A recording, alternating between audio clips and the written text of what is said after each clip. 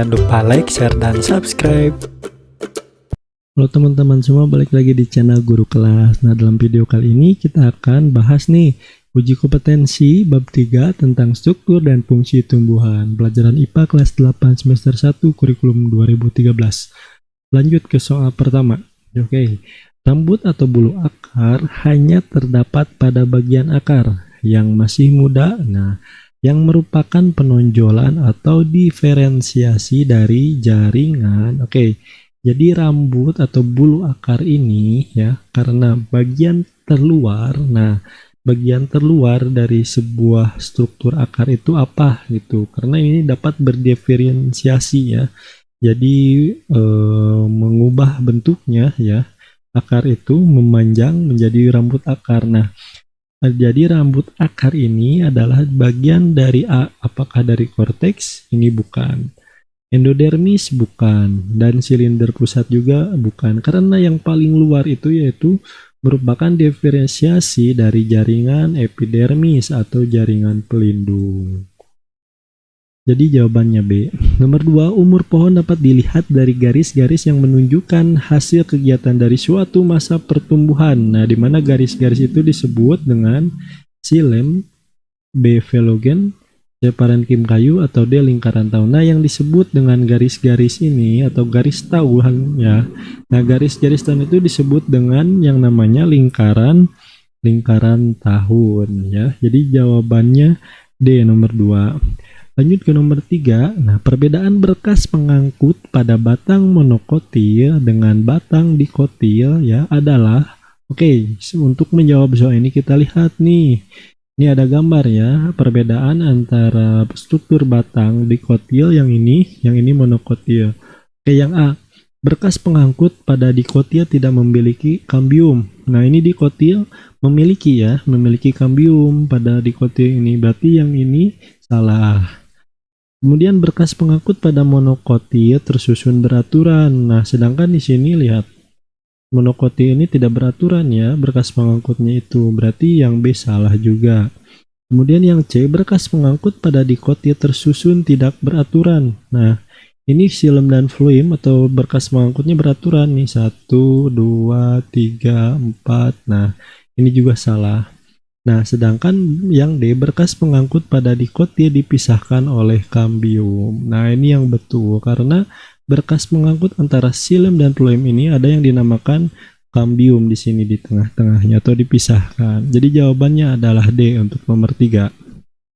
Lanjut ke nomor 4. Perhatikan anatomi daun berikut. Jaringan yang ditunjukkan oleh huruf X merupakan salah satu jaringan penyusun daun. Jaringan X disebut dengan jaringan titik-titik dan berfungsi untuk titik-titik. Dari atas di sini ada yang dinamakan cuticula. Kemudian ini yang merupakan epidermis atas. Yang di sini adalah merupakan jaringan mesofil yang berubah menjadi jaringan palisade ya. Di sini mesofil palisade. Sedangkan ini mesofil palisade bunga karang. Jadi yang X ini yang pertama ini adalah palisade. Kita lihat yang A ini atau B ya, betul. Yang pertamanya itu disebut jaringan palisade ya. Sedangkan fungsinya itu untuk apa ya? Jaringan palisade ini berfungsi dalam apa? Dalam proses fotosintesis ya, karena di sini ada yang dinamakan klorofil. Jadi jawabannya itu adalah A ya, disebut jaringan palisade dan berperan dalam fotosintesis. Lanjut ke nomor 5. Perhatikan gambar anatomi akar di samping. Berdasarkan fungsi dari struktur X ya. Ini adalah apa ya? Ini merupakan rambut atau bulu akar ya. Jadi fungsinya itu untuk apa gitu. Dimana yang A ini melindungi akar ketika menembus tanah, B mengangkut air dari unsur hara dari tanah, C menopang pohon untuk tetap dapat berdiri, atau D memperluas daerah penyerapan air dan unsur hara dari tanah. Jadi jawaban yang paling tepat adalah yang D ya. Jadi si rambut akar atau bulu akar ini untuk memperluas daerah penyerapan air dan unsur hara dari tanah. Jadi semakin banyak rambut akarnya, nanti si tumbuhannya itu dapat menyerap lebih banyak air dan unsur hara dari tanah. Jawabannya D.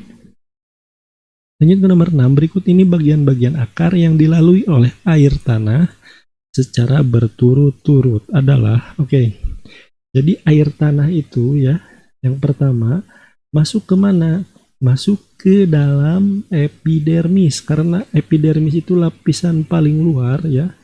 Karena jaringan pelindung pasti masuk ke dalam epidermis dulu ya. Nah, setelah epidermis masuk ke mana? Ada yang dinamakan jaringan parenkim.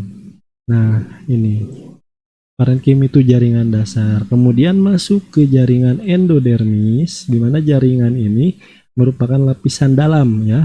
Lapisan dalam kita sebutkan N. Nah, kemudian ke xilem. Nah, di mana di jaringan pengangkut xilem ini nanti air ini akan disalurkan ya menuju daun untuk diolah ya dalam fotosintesis. Jadi jawaban yang nomor 6 ini adalah A. Lanjut ke nomor 7, sehelai daun ditutupi sebagian dengan kertas timah. Lalu diletakkan di tempat yang terkena cahaya matahari selama 24 jam. Nah, daun tersebut kemudian dipetik dan dilakukan uji iodium ya, pada permukaan atas daun. Nah, proses tersebut merupakan cara untuk, di mana uji iodium ini nantinya untuk mengetahui adanya polisakarida ya, polisakarida, polis ya, tulisnya polis aja. Nah, di mana polisakarida ini merupakan karbohidrat ya, susunan karbohidrat gitu. Nah, jadi cara ini untuk apa? Itu A, mengetahui bahwa hasil fotosintesis ada amilum. B, mengetahui bahwa klorofil diperlukan dalam fotosintesis. C, mengetahui bahwa pada fotosintesis terbentuk gas oksigen. D, mengetahui bahwa amilum terdapat pada seluruh bagian daun. Yang ini yang B salah, yang C salah, yang D juga salah. Nah, jawaban yang paling tepat untuk nomor 7 yaitu yang A, di mana untuk mengetahui bahwa hasil fotosintesis itu adalah amilum. Nah, karena apa ditutupi sebagian? Karena nanti ketika diujikan, yang daun yang masih terbuka itu, jika diujikan itu akan hasilnya itu terdapat amilum, di mana amilum itu merupakan jenis polisakarida ya, atau karbohidrat. Ini hasil dari fotosintesis. Jadi jawabannya nomor 7A. Lanjut ke nomor 8, perhatikan gambar di bawah ini. Bagian yang berfungsi sebagai jaringan pengangkut, ditunjukkan pada bagian bernomor 1 dan 3, yang B2 dan 5, C3 dan 4, atau D3 dan 5. Sebelumnya kita lihat dulu gambar di sini. Ini ada merupakan jaringan ya pada batang ya. Jaringan pengangkut itu sebelah mana sih? Itu kan batang dikotil ya. Nah, jaringan pengangkut di mana fluim itu sebelah ini yang berwarna ini ungu. Sedangkan xilem ini yang berwarna ini. Nah, yang berwarna hijau ya, hijau tapi kecil-kecil ya, yang dibatasi dengan kambium. Nah, kita lihat nih panah yang mana ya. Nah, jadi untuk yang fluim ini merupakan ini panah nomor 3, sedangkan yang xilem ini yang panah nomor 4, yang hijau tapi keputih-putihan gitu. Jadi untuk xilem dan fluim yang merupakan jaringan pengangkut, di mana ada pada nomor 3 dan 4. Jawabannya adalah C. Lanjut ke nomor 9.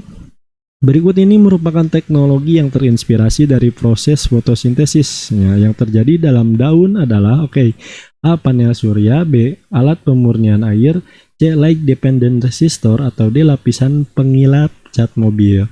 Nah, kita lihat di sini. Nih, ada yang dinamakan light dependent resistor, di mana ketika menangkap cahaya matahari, lampu ini otomatis menyala ya. Nah, sedangkan ketika gelap ya, tidak ada cahaya matahari yaitu. Nah, si resistor ini mengirimkan informasi untuk mematikan saklar si lampu ini. Nah, ini merupakan contoh penerapan dari teknologi yang terinspirasi dari fotosintesis. Jadi jawaban untuk nomor 9 ini adalah C, yaitu light dependent resistor. Lanjut ke nomor 10, lapisan pelindung pada tumbuhan yang menginspirasi pembuatan lapisan pengilap cat mobil. Jadi cat mobil itu mengilap ya, adalah apa gitu. Jaringan phloem, cuticula, endodermis, atau rambut akar. Kita lihat. Jadi ketika cat mobil itu kan paling luar ya, paling luar cat mobil itu yang mengkilap. Nah, ketika daun juga sama, daun yang paling luar lapisannya itu apa? Nah, yang ini ya, yang dinamakan lapisan kutikula. Nah, kalau untuk daun fungsinya itu sebagian itu bukan hanya untuk mengkilapkan daun ya, tetapi untuk mengurangi penguapan air ya pada daun gitu. Jadi jawabannya itu yang terinspirasi dari tumbuhannya itu untuk lapisan pengilap cap mobil adalah yang B, yaitu dinamakan dengan kutikula. Lanjut ke nomor esainya nih. Nomor 1, berdasarkan hasil pengamatan kamu pada saat mengamati struktur anatomi batang pada kacang tanah dan jagung, jawablah pertanyaan berikut. Jelaskan perbedaan struktur jaringan dari kedua batang tersebut. Yang B, berdasarkan ciri-cirinya, termasuk kelompok tumbuhan apakah jagung dan kacang tanah. Oke, yang A dulu nih ya. Perbedaan strukturnya, di mana morfologi ya, atau struktur tubuhnya. Nah, batang kacang tanah, yaitu batang ini berkayu ya. Kacang ini berkayu, kemudian bercabang, memiliki kambium, susunan xilem dan floem teratur dalam lingkaran.